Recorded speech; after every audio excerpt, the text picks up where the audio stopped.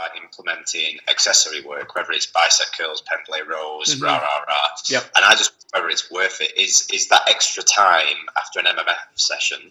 Yep. Is it going to significantly improve anything, or is it just, again, sexy weightlifting that doesn't need to be? Well, tell me what hole it is you're trying to fill with the accessory work that you want to do.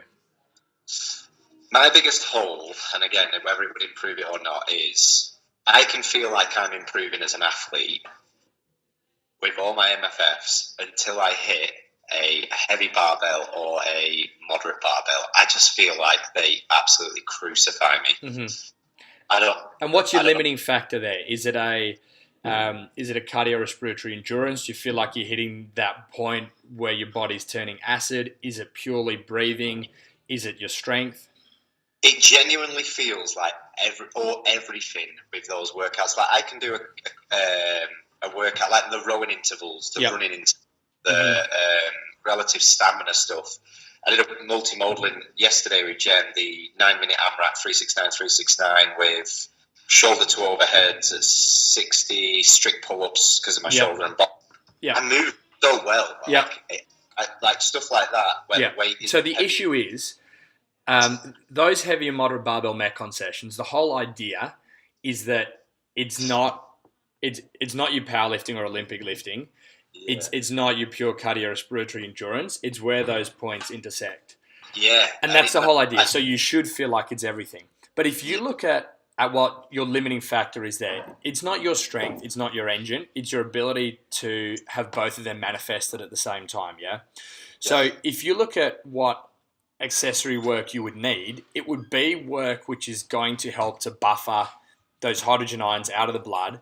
It's going to look at raising your anaerobic threshold. And if you look at the accessory work that you're talking about, it's adding in your isolation stuff.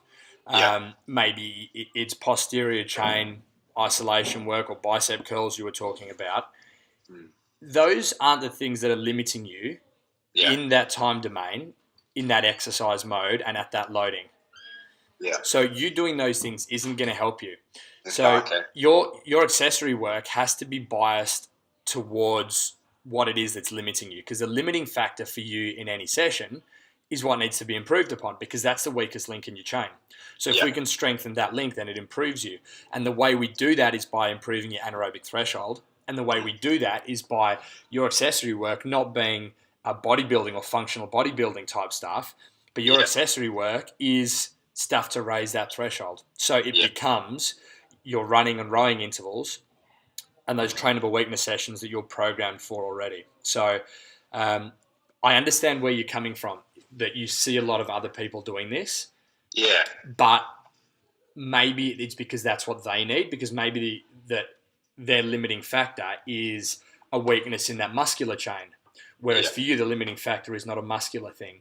Yes, it's maybe your ability to buffer the hydrogen ions out of the muscle and blow off some of that carbon dioxide, but it's not a specific, I need to work on the muscle fiber type issue. And it's not I need to improve the cross-sectional area of a muscle type issue, because hypertrophy is what bodybuilding type stuff is trying to do. It's not the issue for you.